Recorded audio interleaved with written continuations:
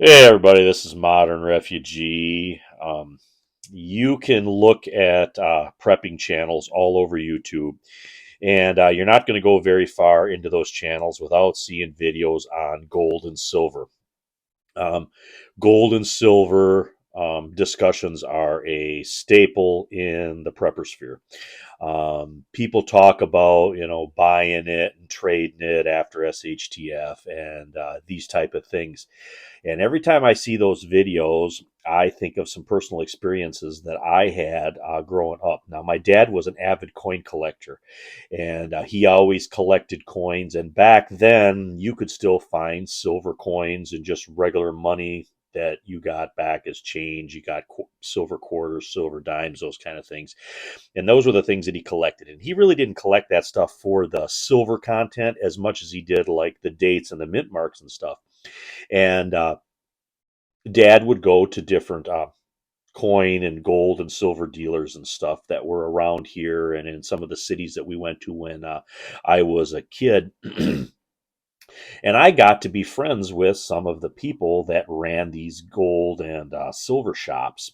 And one lady in particular, I got to be pretty close with her throughout the years of, taking coins in and trading them and looking for stuff for my dad and buying for gifts and these kind of things. And her and I had a lot of conversations about the virtues of gold and silver. And one of the discussions that came up a lot of times, she discussed different times when she got swindled, when she got taken. Somebody came in, brought in some fake gold or fake silver or something that was plated or some silver bars that weren't right, whatever, and she got hosed.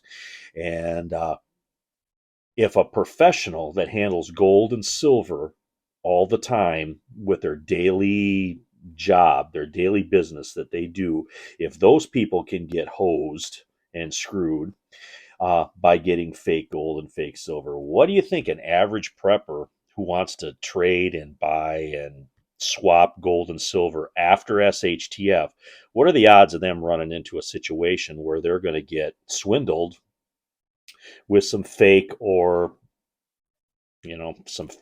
plated gold or silver or whatever? And there was something she showed me how to do, and it was something that they did there at the shop. They tested gold and silver for its purity to see if it was real. And this came out of, being swindled different times. At that point, when I had these conversations with her, she tested everything. So if you brought in any jewelry or you brought in any silver coinage or you brought in any like sterling silver or something, she would test that. And there were different things that I had that I didn't know if it was even silver or, you know, 10 karat gold or 14 karat gold or whatever. I took stuff in there and she tested it all for me, showed me how to do it. And it's just a real inexpensive test kit that you use to test this gold and silver. So I thought I was going to do a video here and show you guys how to test gold and silver and talk a little bit about these inexpensive kits that you can get. So if you're into gold and silver and you think that might be something that you're going to use after SHTF, it's pretty simple to throw a test kit along with your gold and silver. So if you do have to barter or trade precious metals, gold and silver, gold jewelry, whatever, you have the ability to see if it's actually real. So anyway, I'm going to turn the camera around here and I'm going to do a close-up of some gold and some silver that I got here, and I'm going to show you how to do that, and then you guys can add that to your toolbox so you don't get swindled after SHTF. All right, guys, now on these gold and silver test kits, they're basically a small stone like I have right here, and then the stone is similar to like a sharpening stone, like what you would use for a knife. And then these test kits will come with a couple different kinds of acid. And I got one acid here for silver and then one for gold. And this is actually a 14 karat acid. And I've got two pieces of precious metal here. I got a silver eagle, which is about as pure silver as you're going to get, and then I'm going to use my wedding ring here. And this wedding ring is it's a gold wedding ring, but it's an alloy. And when my wife asked me all those years ago what kind of wedding ring I wanted, I told her I wanted a working man's wedding ring because I do a lot of manual labor. So this ring has a lot of alloy in it. So I don't know if it's quite a 14 karat gold, but it's a harder gold, and 14 karat gold is something like 60% gold, and like 10 and 12 karat is like something like 40 some and 50%. When you get into the different carats of gold, they put a lot of alloy in that, and that's the kind of thing that if you were bartering and trading this stuff that you're going to need to know. So basically what you do is you take your metal sample, like this silver eagle I got here, and you put a scratch on this stone, making it a little bigger here so you guys can hopefully see it better here on the camera.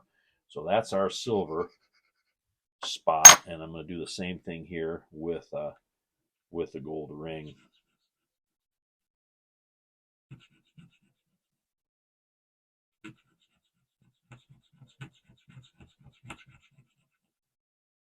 All right, now what we're going to do is we're going to take a drop of our silver acid here, and if this is a pure silver, the sample is going to turn red, and the brighter the red is, the purer the sample is.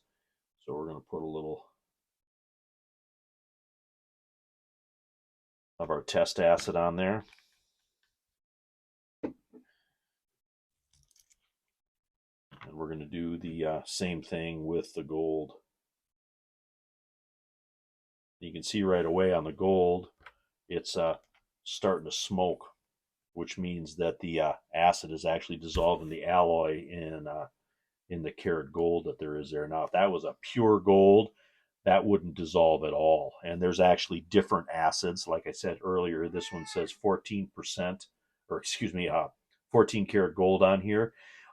So this acid works up to 14 karat gold, and anything lower than that, it will dissolve. But you can get different acids in different. How do I want to say it? You get different acids in different karat concentrations, so you can test for more pure gold and more pure silver. You can see here it hasn't taken very long, and the silver has already turned red. That's actually a nice red strip right there, so we know that that silver eagle is a real pure silver, and we would know that that was good then if we were like testing this for an actual barter situation. And you can see here my gold is still smoking, but there's still a strip on there, so there actually is a certain amount of gold in this, but it is smoking, and it is lightening up a little bit. So this was definitely an alloy gold. It wasn't definitely not a pure gold ring. And then you can see here it doesn't take very long for results to kind of start to show themselves on these tests. Now these test kits are pretty reasonable. You can usually get these test kits for under $20 online, and you can get different acids for different strengths on the gold. So something like this is, I think, good to have if you're into gold and silver and you think you might have to barter this after SHTF. You might be better off to have something like this, because that way you can prevent being swindled. Anyway, you can got a pretty good idea there that the silver was pure right there. It's turned red, and we're still smoking here on the gold, but there's still a gold mark on there, so we know that that is at least probably about a 14 karat gold, maybe just a little bit less for the amount of alloy that did burn off. But you can see there's the strip's a little bit lighter on the gold than what it was, so it might not have been exactly a 14 karat. But and then all these test kits and stuff, they're going to come with some type of acid neutralizer, like what I got right here, and that's how you want to clean the stone with. So you can reuse the stone over and over again. So you just put a few drops of the neutralizer on here,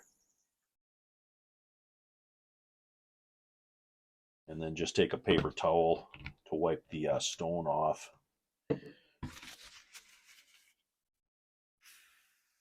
and that way your stone isn't contaminated, and you can use it to test the next time. So that's basically all there's to it. And these bottles of acid have quite a bit in them, so one test kit and a couple of bottles of that acid will last for probably several hundred tests. But anyway, this is Modern Refugee. I appreciate all my subscribers out there. Hope you guys got a little information, a little entertainment out of this video here, and something you can put back in your toolbox. So if something bad does happen and you might have to barter or trade silver, you can have an inexpensive tool in your toolbox so you can make sure that you're not getting swindled. Anyway, you guys have a good one.